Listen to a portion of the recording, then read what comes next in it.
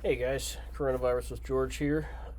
As always, my disclaimer, I am not an expert on what I'm about to talk about. And today I want to talk about Sweden. And here's Sweden, total number of cases, total number of deaths. But first, let's go over the basic numbers. Today is Sunday, April 19th, Orthodox Easter, or Greek Easter as my family calls it, 2020. Worldwide, we have 2 million, let's say 2.4 million cases, 163,000 dead, 611,000, 612,000 recovered. United States currently has 740,000 with the most number of cases and 39,000 dead, passing the average flu season, which is approximately 36,000 according to the CDC. I think that was the same number that President Trump had quoted. Okay, so we'll get back to countries here and talk about that. American numbers, let's look at total cases. Wrong one. Sorry. There we go. Past couple days I haven't made a video. Yesterday's number, I should say, 738, 792 is where we finished the day. That was an increase of 4.1%. The increase was 29,000, I guess is the number. You can do the subtraction here. I guess I can make a column for that, but anyway, it was 29,000 and something, and that was an increase of 4.1%. So that was the lowest increase so far. So it does continue to drop. And if we take a look at the curve, you can see here's the beginning, here's the spike, here is the flattening, and we're still kind of in this flat phase. It looks like, you know, you kind of hope it would kind of come down below that, but you know. Well, this is where it is. I mean, we can hope for whatever we want, but all we can really look at is where it is. But that's the plateau there, and hopefully it's coming down. We'll watch it over the next few days and see how that goes. What else? Deaths in the United States. 39,014 total, 5% increase over yesterday, lowest daily increase. I think I talked about this number the other day. There were some cases added in that hadn't been counted otherwise, so that number is sort of out of place. Otherwise, would be 9.4, I think, would be the number according to my math, because I heard it was about 3,400 extra deaths. So you subtract that from 34,600, and you get let's say 30. Sorry, having a brain thing, 31,200 it would be. So whatever that is was a 9.4% increase. Anyway, I wanted to mark that and show it. You can, feel however you want about that, but I just wanted to make that note. And for this one, I did subtract out that number. 31,217 is what I put in. But in the graph, what did I do with the graph? Did I actually show the large spike or did I not? It would be this number here, right, which would be, yeah, so I went with the number that I plugged in here, which is not counting those 3,400. So my graph may look different. If you see somebody else's, you may see a spike here where there's a number that would look like, I don't know, 6,000 for that day. So, or maybe it would be a different day, right, depending on, but one of these might be out of place somewhere in these couple of days here. The site I use reported it on this day here, which is 3 days ago, whatever that is, April 16th. Yeah. So anyway, I just wanted to make that note. But deaths, you can see starting to flatten. We may see up and down again, like we do on the other curve here, for a while longer. That's what I would guess. It'd be nice if we just saw them go down. We'll see. I still think, well, today we'll probably reach 40,000, and we'll probably continue at, 1,500 to 2,000 deaths, I would guess, between this range here for another at least 3 or 4 or 5 days, I would think. So 50,000 seems likely in the next week. I don't know if we'll continue to see, if you look at the trend, it could kind of still look upward too, right? So it depends on how you're looking at this. Is this really a plateau or not? So, if it is a plateau, we still get to 50, probably 60,000 this month. But if it's not a plateau, then we could see higher numbers. And of course, there's always the reopening issue. Okay, I didn't want to talk about that too long. Sorry if I harped on that. I wanted to talk about Sweden now. So Sweden is one of those countries that does not have a stay-at-home order, and I feel like the news has been a little bit biased against Sweden because they report how Sweden has more deaths than Denmark, Finland, and Norway, which is true. I mean, as far as I know, I'm not arguing with their numbers, but it's also kind of unfair because you know they're going to have somewhat higher deaths if they're not staying at home. But if you compare them to the rest of the world, Sweden's not at the top of this list.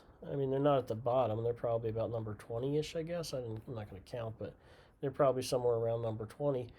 And that's not excessively high. There are other countries of, similar populations. And, I mean, Netherlands, Switzerland, and Belgium, I guess, are smaller, so they're more densely populated. Canada and Australia are big countries with relatively small populations. They're not very densely populated. So I don't know. I'm not sure if those are fair comparisons, but I don't think Sweden. People on the news will say, but people are dying. Well, people are dying in every country. That's a stupid thing to say. 1,500 deaths is not excessive compared to some of the other countries on this list. So I just wanted to point that out. That I think the jury's still out on whether Sweden's approach is working or not, because they have their businesses open. They're not destroying their economy. And, they do have some rules in place, no gatherings over 50 people and things like that. So it's not like there's no rules there. But you can still go out to bars and restaurants and things like that. And I think they closed high schools and maybe middle schools, I think. Don't quote me on that. And, if you think about that approach, you could leave high school and even maybe middle school age kids, especially if you're not American and you actually believe kids can be responsible. You could leave middle school age kids home and still go to work. Elementary kids different, right? If you want to go to work, you have to have someone watching your elementary school kids. So I think their sort of measured approach has some validity. Now remember, Sweden doesn't have a high population density, and Stockholm is their biggest city with just under 1 million people. So it's smaller than Philadelphia, let's say. So that's something to keep in mind. So it may be that, as I mentioned when I talked about the 7 states that didn't have stay-at-home orders in my earlier video, places with low population density, maybe they don't need the strict, everybody stay in your house kind of order. Excuse me. Whereas places like, let's say, especially a state like New Jersey, which has a very high population density, or in a city specifically, in any city, I mean, cities are defined as areas of dense population, right? So New York City or LA or Chicago, it might make more sense to have those sort of orders in the city and then maybe not so much in the country. Anyway, I don't want to harp on that too long. Japan, I think, still doesn't have the sort of stay-at-home order that a lot of places have either. And they have not had it. They may have just instituted. I was watching something on them the other day. I don't know if they did recently. I think it's only in certain parts of the country, like Tokyo. But they had cases very early, and they haven't seen a spike. Now, the testing is low, 892 per million, so that's less than 0.1%. So maybe there's cases that they're just not seeing, but their death toll isn't that high either. So, if there were cases, then you would expect to see deaths, right? Sweden, you see some deaths, right? I mean, but, usually if this number's wrong, right, if somebody's not reporting this number, you're still going to see it here, unless they're not counting the deaths as COVID-19 cases. What else do we want to talk about here? Russia has been spiking. We're watching them. I see them moving up very quickly. So 6,000 cases, new cases today. And Turkey, of course, just passed the China number. That's kind of what I'm calling it now because I don't think anybody still believes that this is the real number. It may be, I don't know, but it probably isn't. China did revise their death number up by about 1,500. It's probably still absurd. I mean, nobody knows. There were some suggestions that maybe the number was 40,000 because of the number of urns that had been ordered by the morgues in around Wuhan and things like that. I don't even know if the Chinese. I mean, maybe they don't know the number. Who knows? Anyway, Turkey moved past China, the China number. Turkey has 2,000 deaths. You can expect this number to just keep going up, right? So 127 today. It was similar yesterday, like 120. It'll start being 200 and then 300 and 400 a day, like the countries up here. Germany is interesting because they have a high number of cases, and yet they've kept more people alive. They must have a hell of a healthcare system, or they eat really healthy, or something, because their deaths don't seem to match up with the number of cases. And I think they've been up this list for as long as France has, and France has like four times as many dead. So something, I don't know what it is, but something strange there. But Germany has long been one of the most technologically advanced countries in the world, probably for the past 100 years. So it's reasonable to think that they just have a damn good healthcare system, and they're doing a hell of a job of taking care of their people. U.S. we already talked about. We passed the flu, right?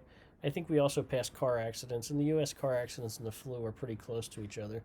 They both kill around 36,000 a year, roughly. I mean, I don't know the exact average for car accidents. I think it's slightly less than the flu. But the flu, the CDC quotes 36,000 a year on average. All right, so that's it for the video today. I hope I didn't babble on too long. Stay safe. Stay home until we open back up, which I guess we'll have to do soon because we are going to start starving.